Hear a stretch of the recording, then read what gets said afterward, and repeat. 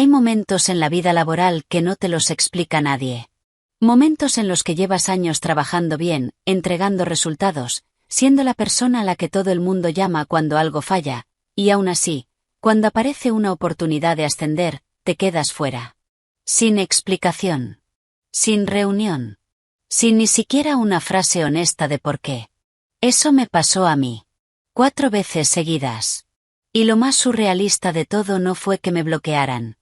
Lo más surrealista fue cómo terminó la historia. Pero antes de llegar al final, necesito contaros desde el principio, porque si os cuento solo el desenlace, no vais a entender por qué cuando recibí aquella llamada, me tuve que sentar un momento en silencio antes de poder responder. Era la 4ª vez.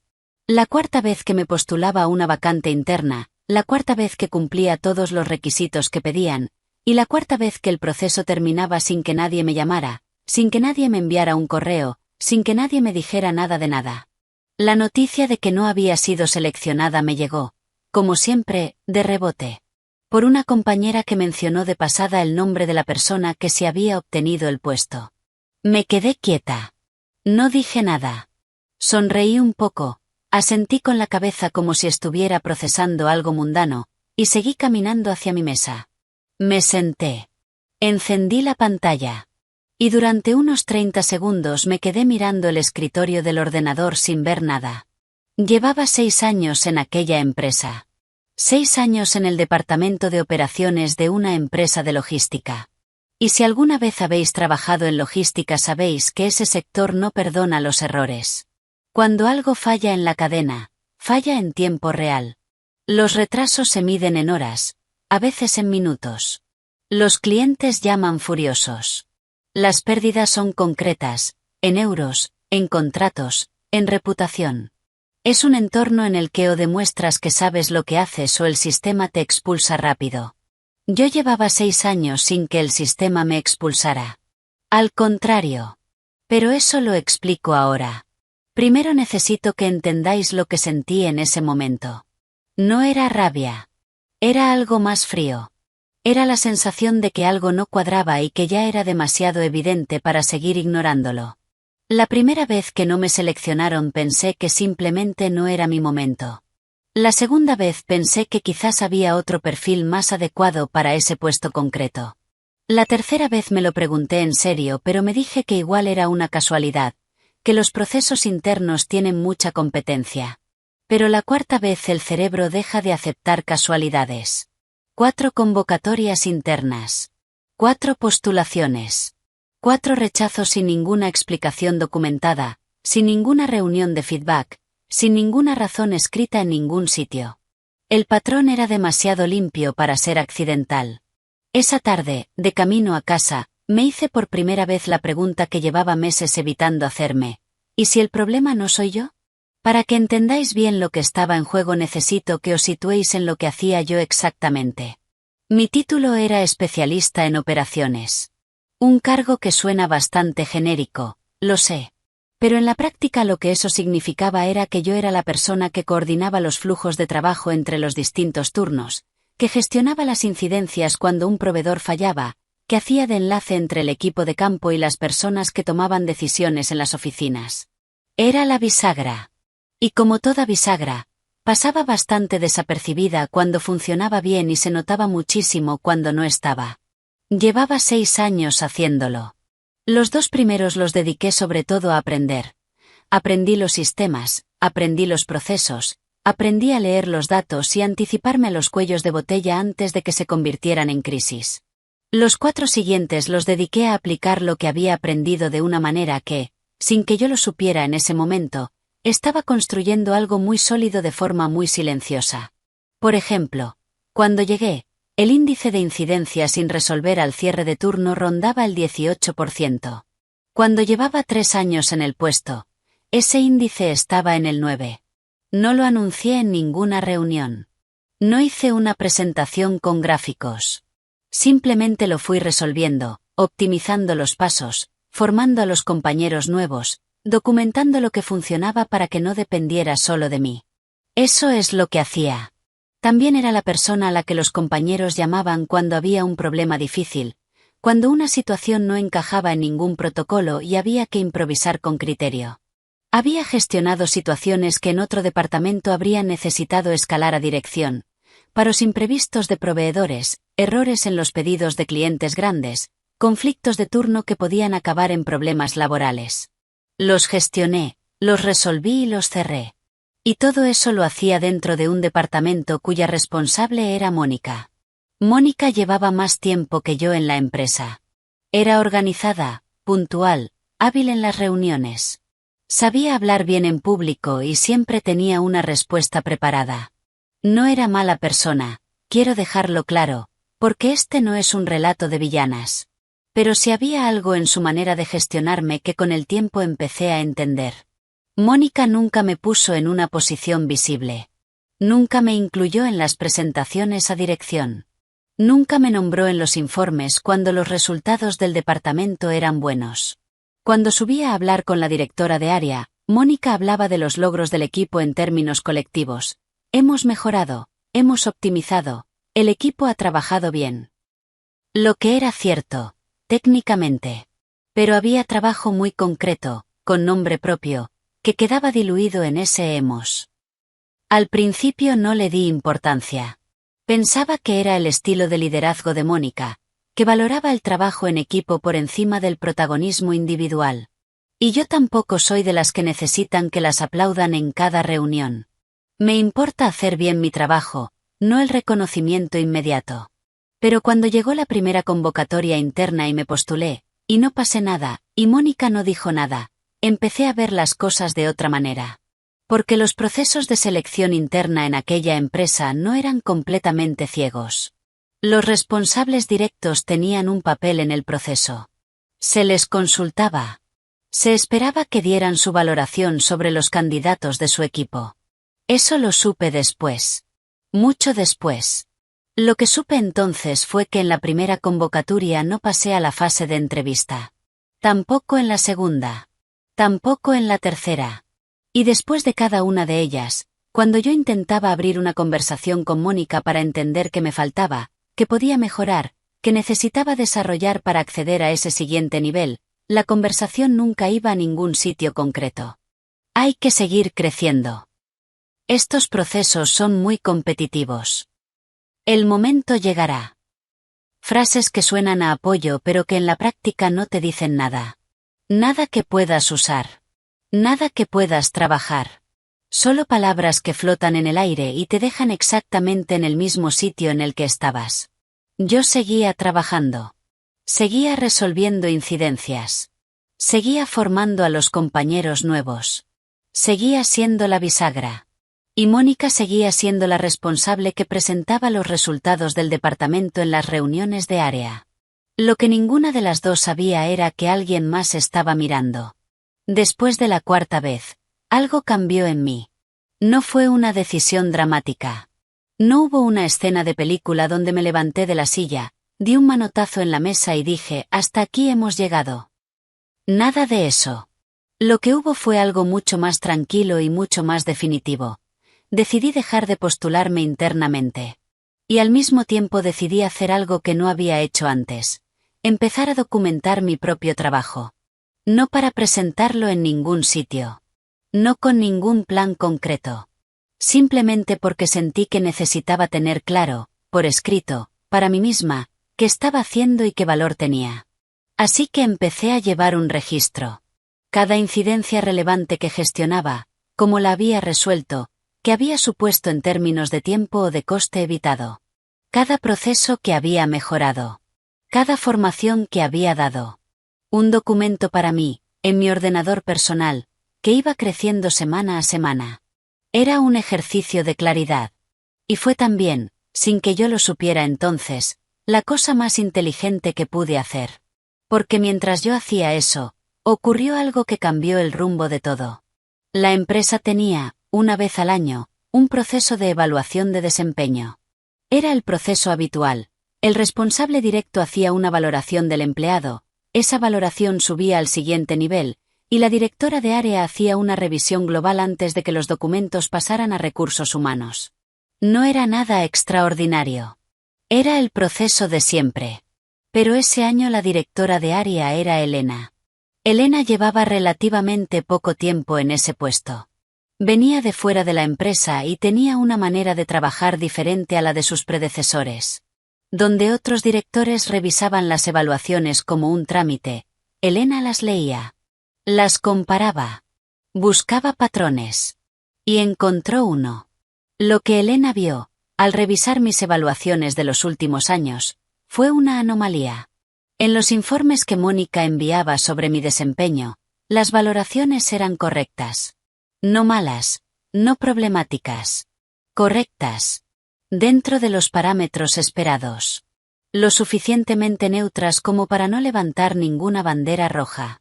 Pero cuando Elena cruzó esas evaluaciones con los datos del departamento, con los indicadores de rendimiento, con los registros de incidencias y con los resultados operativos, la imagen que salía no cuadraba con una empleada de valoración correcta. Los datos decían otra cosa. Los datos decían que había una persona en ese departamento que estaba generando un impacto muy por encima de lo que su valoración reflejaba. Y que esa misma persona había participado en 4 procesos de selección interna sin avanzar en ninguno de ellos. 4 veces. Elena lo vio.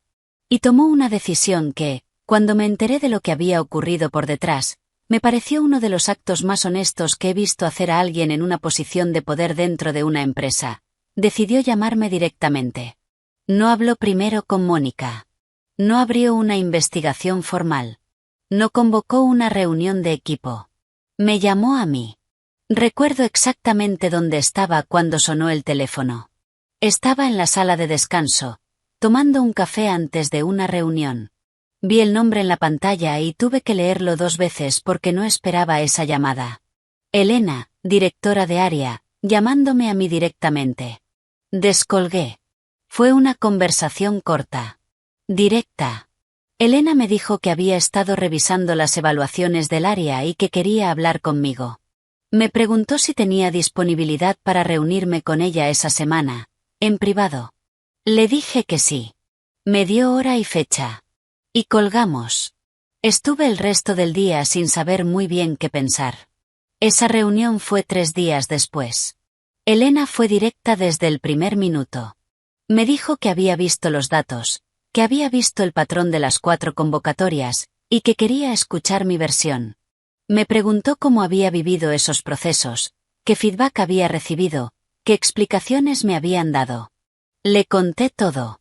Sin dramatismos, sin acusaciones, con los hechos. 4 postulaciones, 4 rechazos sin justificación documentada, 4 conversaciones con Mónica que no habían ido a ningún sitio.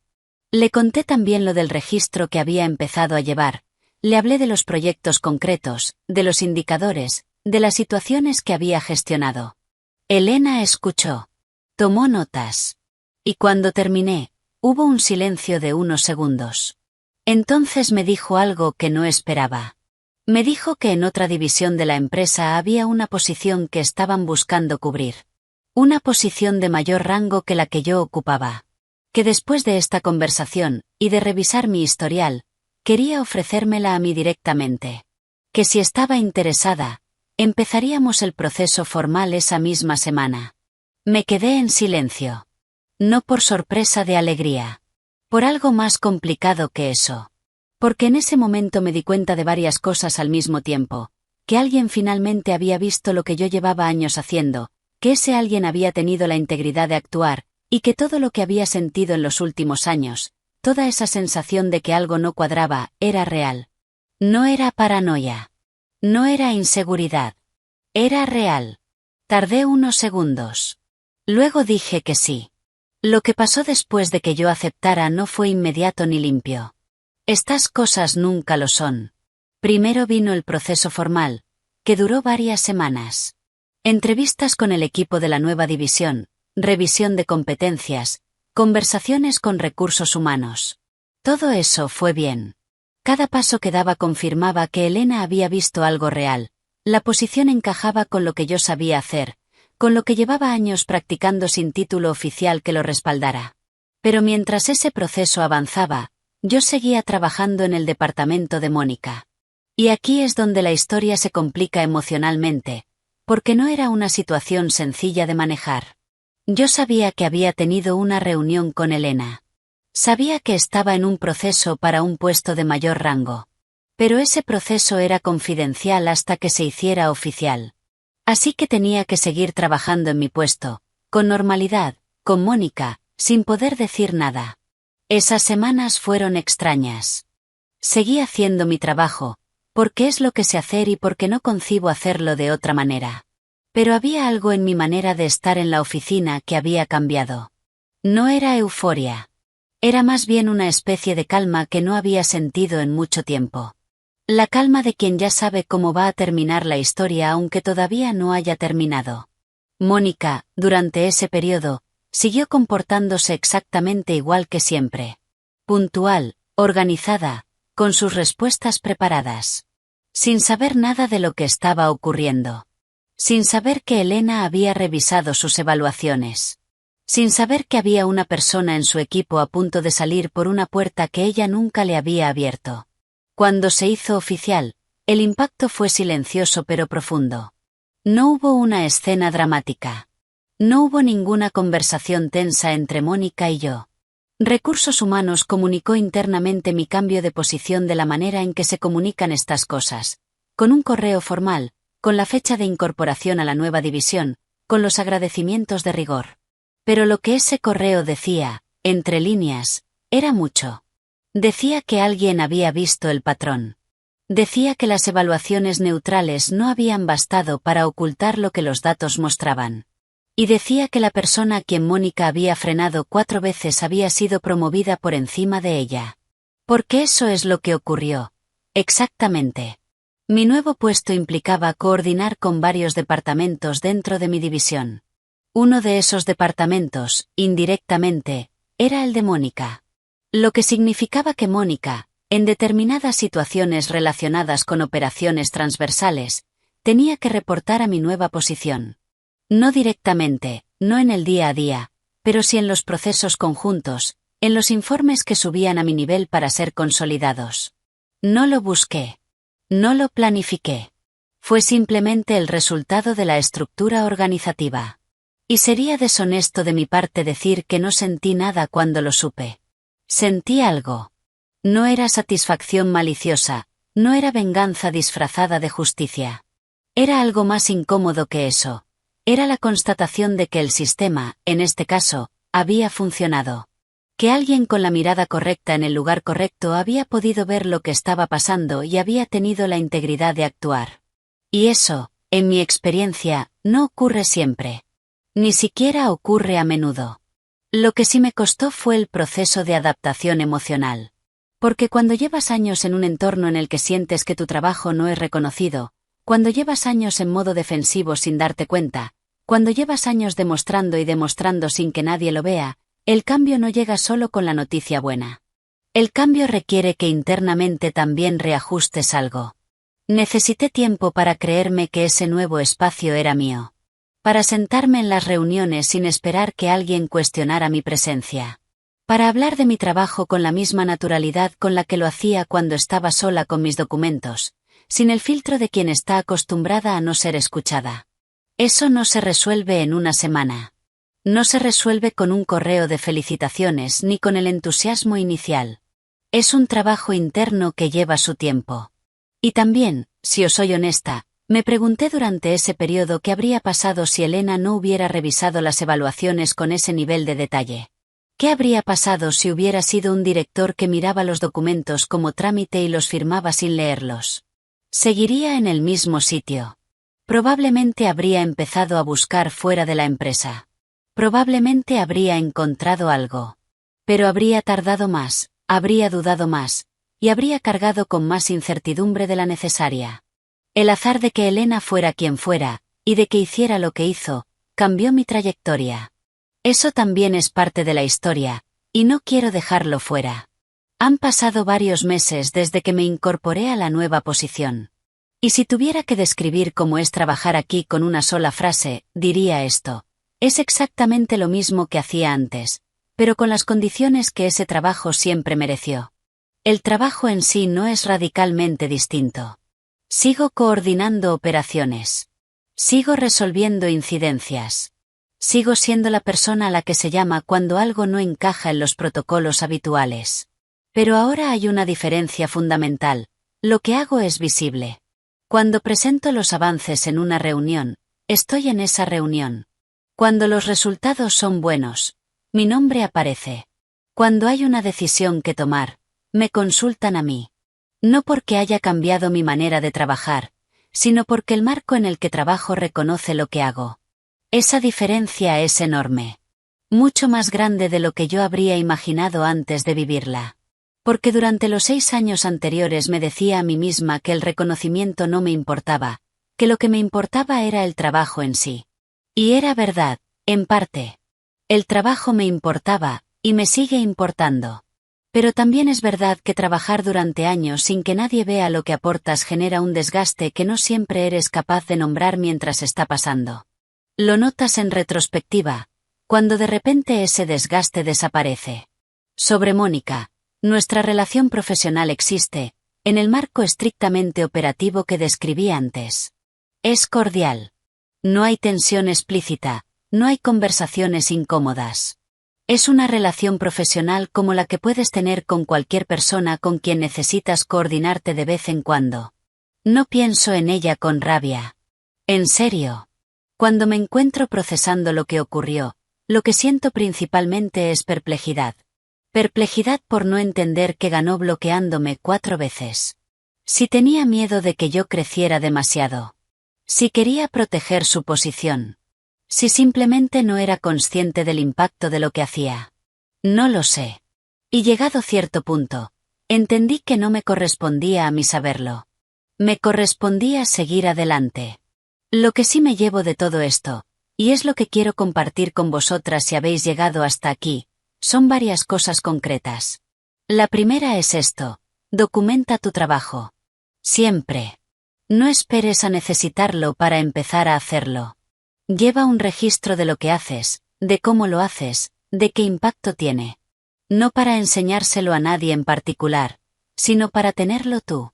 Para saber exactamente cuál es tu valor cuando te lo pregunten, cuando te lo cuestionen, o cuando simplemente necesites recordártelo tú misma en un momento difícil. Ese registro me salvó la conversación con Elena. Cuando ella me preguntó por mi trabajo, pude hablar con precisión. No con vaguedades, no con creo que he aportado bastante, sino con ejemplos concretos, con números, con situaciones específicas. Eso importa. Importa mucho. La segunda cosa es: confía en los patrones más que en las explicaciones individuales. Cuando algo ocurre una vez, puede ser una casualidad. Cuando ocurre 2 veces, es una coincidencia. Cuando ocurre 4 veces de manera sistemática, sin ningún rastro documental que lo justifique, eso es un patrón. Y un patrón te está diciendo algo. Escúchalo. No para volverse paranoica, sino para actuar con la información que tienes. La tercera: hay personas en posiciones de poder que hacen bien su trabajo. Elena fue una de ellas. En mi experiencia, no son la mayoría, pero existen. Y cuando encuentras una, o cuando una te encuentra a ti, la honestidad y la precisión con las que describas tu situación marcan la diferencia. No el drama, no la queja, no la acusación. Los hechos. Los hechos bien contados son la herramienta más poderosa que tienes. Y la cuarta, que es quizás la más personal: el trabajo que haces cuando nadie te mira sigue siendo trabajo real. Sigue teniendo valor.